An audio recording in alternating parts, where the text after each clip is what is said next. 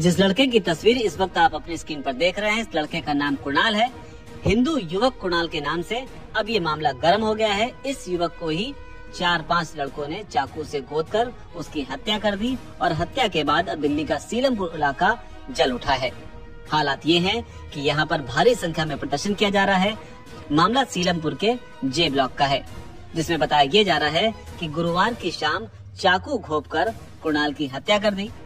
इस हत्या के बाद हो रहे विरोध प्रदर्शन के बीच हालात और ज्यादा खराब नहीं हो जाएं, इसे लेकर इलाके में भारी संख्या में पुलिस बल की तैनाती कर दी गई है।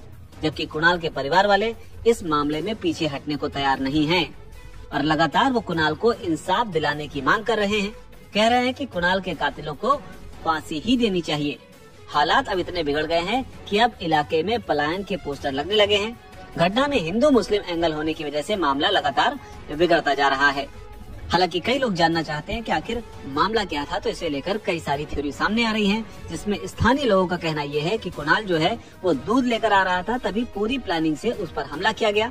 रात को करीब 7:45 बजे उस पर हमला हुआ और चाकुओं के हमले से ही कुणाल की मौत हुई है। उधर कुणाल के परिवार वालों का आरोप ये है कि मुस्लिम समुदाय के करीब 4 से 5 लड़कों ने उनके बेटे पर हमला किया और उसकी हत्या कर दी, जिसके बाद सीलमपुर के घरों की कई दीवारें जो हैं अब पोस्टरों से पड़ चुकी हैं, जहां लिखा हुआ है कि ये मकान बिकाऊ है और योगी जी मदद करो।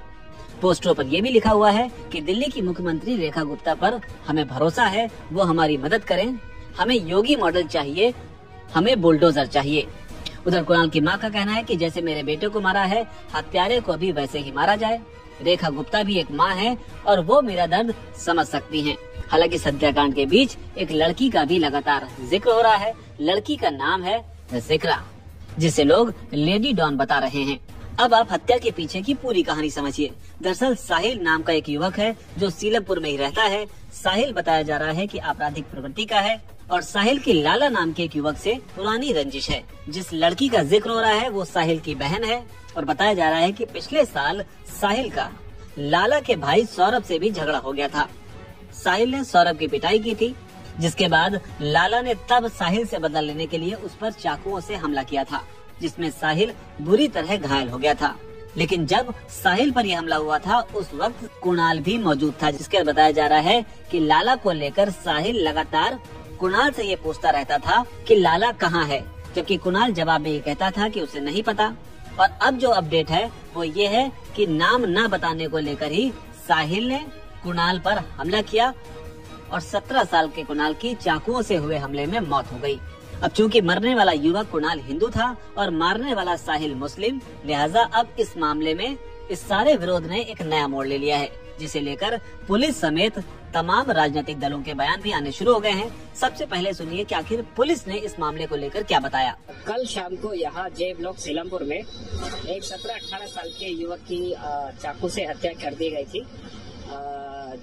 वहीं के रहने वाले कुछ लोग हैं जिनके ऊपर आरोप लगाया गया है। अभी पहचान हो चुकी है और हमारी टीम उनको पकड़ने में लगी हुई है। जल्दी ही उनको पकड़ लिया जाएगा। सर, इसमें एक लेडी का भी नाम आ रहा है, कहा जा रहा है कि लड़का इसके पीछे हाथ है। क्या कुछ इन्वेस्टिगेशन की आइडेंटिफाई हुई है? कुछ इन्वेस्टिगेशन में आपके पास मिला एविडेंस? अभी इन्वेस्टिगेशन जारी है। अभी तक जो 2 लोगों के नाम आए हैं हमारे सामने, उनके पीछे अभी हमारी टीम लगी हुई है और हम उन्हें अरेस्ट करेंगे। अगर किसी भी और लेडी का या किसी और का भी नाम अगर आता है और इन्वेस्टिगेशन में शामिल पाए जाते हैं, अगर लगता है कि ऐसा उसमें उनकी भूमिका है, तो उनके खिलाफ सख्त कार्रवाई की जाएगी, उन्हें भी अरेस्ट किया जाएगा। उधर मामले ने जब तूल पकड़ा तो इसे लेकर दिल्ली की मुख्यमंत्री रेखा गुप्ता का भी बयान आया है। उन्होंने कहा है कि आरोपियों को किसी भी कीमत पर बख्शा नहीं जाएगा। मेरी खुद कमिश्नर पुलिस से बात हुई है। ये लड़का जिसकी उम्र नाम कुणाल और 17-18 साल की उम्र थी, इनके ऊपर चाकुओं से जो हमला हुआ उसके बाद वो जयप्रकाश अस्पताल में ले जाए गए परिवार के द्वारा और ब्रॉड डेड उनको घोषित किया गया।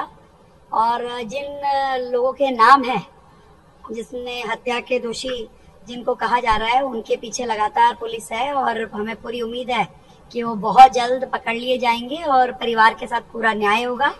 कोई भी किसी भी प्रकार की इसमें कमी छोड़ी नहीं जाएगी। FIR इत्यादि सारी चीजें दर्ज हो चुकी है। पुलिस अपना पूरा काम कर रही है। हालांकि इन तमाम बयानों के बीच लेडी डॉन जिक्रा का जो जिक्र हो रहा था उसे पुलिस ने अब उठा लिया है और उसके साथ 3 और लोगों को पुलिस ने अपने शिकंजे में लिया है। और लगातार इलाके में मौजूद हिंदुओं से पलायन न करने की अपील की जा रही है।